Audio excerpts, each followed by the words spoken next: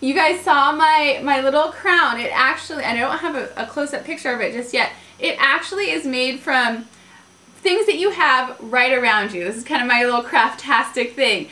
I like that people can actually follow along with me in some sort of very easy craft. So if you want to follow along tonight in the warm-up craft, which is just to kind of get our creative senses going, then go grab some printer paper, some scissors, and either a glue stick or a glue runner. And that's all you need, alright? So if you want to follow along, let's rock on over to Craft Cam and I'll show you all of the neat materials.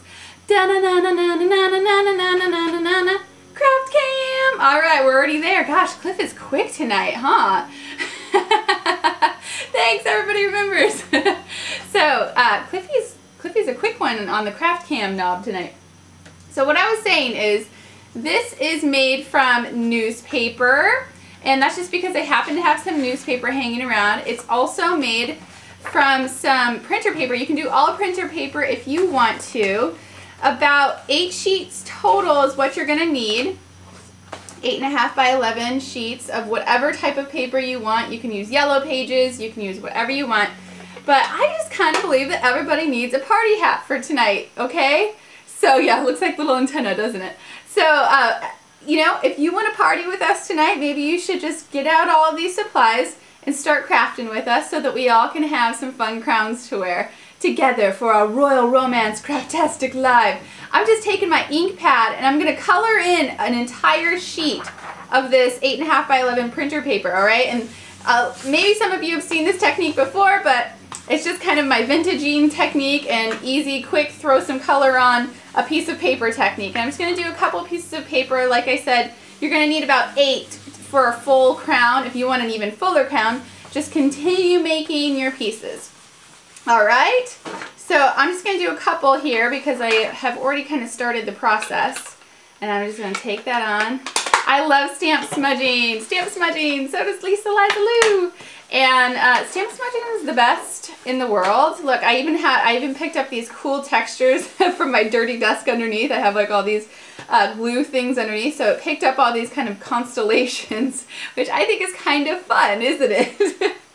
All right, now what I did was I took some newspaper from my recycling bin and I cut it down to 8.5 by 11 sheets, just like so. It's already folded in the middle, which is actually perfect for my needs.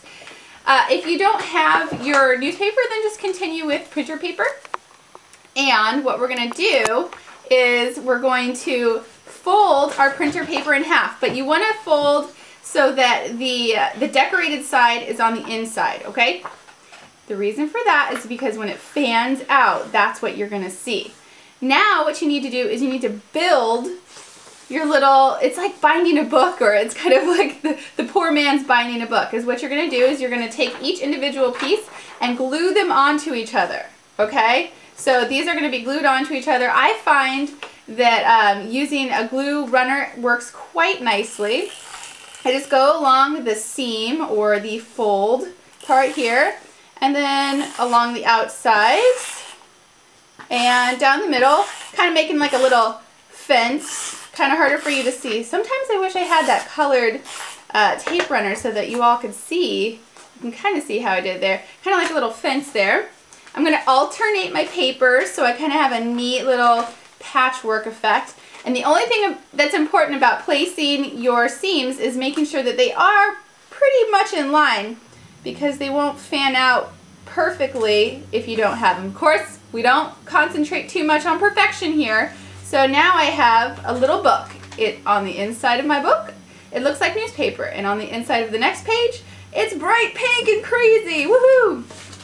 Okay, now I'm going to take another piece of my pink printer paper that I just smudged around, and I'm going to put that seam along this. So you can just tell it's alternating around. It shouldn't take you very long. I just kind of did this step out tonight so that we can make this warm-up craft even shorter and we can get to all of the great demos that my friends have. Okay, so just taking that seam there and lining that up. I said that I had a good step out here, which means I put this all together and I'm just going to glue them all on one nice book, we'll call it. Kind of making a book here. This is one of my favorite things to do. It's a different technique and it's a different look at how you can do hats and all kinds of decorations and things like that. All right, so now I have this book. Look at that book. Ugh, this book is just nuts and I love it. But what I'm gonna do now is make my template for my crown. And my crown can be any size, shape, form, whatever you want it to be. I'm gonna make it with some hearts on it, and I'll just show you how easy. Just make half of a crown on a folded piece of paper, and that first prong is gonna have a big heart on it. It's gonna be kind of a nutty, crazy, you know, not really measured heart, which I love, and then yeah, another one. And this half a heart so that it'll actually, you know, turn out to be a full heart. And then we cut her out so you have your template. So you can make this any shape or size, whatever you want to do. This is kind of a smaller one. Shape it out, and then you just put your little template onto your piece of paper. And now that you have all of your pieces of paper glued together, you just have to cut them out once, and you don't have to go through, cut each individual one out, and then, you know, then glue them together. This is why I love that part of the technique. Ooh, it looks like I even have enough room to go through and maybe do some other type of, maybe 2 crowns on this one piece of paper, which is pretty cool. All right, so just trace her on, and I'm doing a sloppy tracing job here, but that's okay. That is okay, because what you trace on here is actually going to be covered up because you're going to sandwich it all together. And now I'm cutting through, even just with my Fiskar scissors, kind of a small detail scissors, they're cutting through this thinner paper really nicely. Now if you decide that you're going to use something like scrapbook paper or cardstock, which is totally fun to use because you can get all kinds of different patterns and colors on it, then I do recommend a heavier duty scissors. Or maybe you actually, instead of pasting everything together first, you actually do a couple sheets at a time and then paste them together after you've cut them out.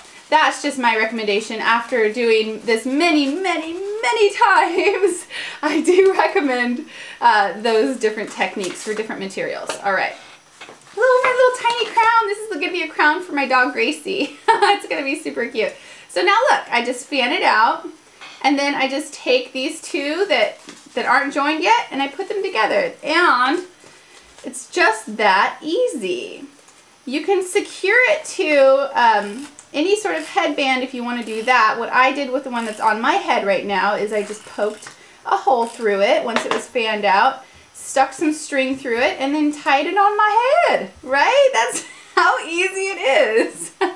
It's the easiest thing in the world. Okay, let's go back to head cam, check it out. Actually, I kind of like this little one maybe a little bit better. So it's a really easy, and it kind of is like a shabby chic sort of, it's a shabby chic sort of looking, oh, I kind of want 2 now. I'm gonna have 2 on my head. So it's actually a very easy technique to do.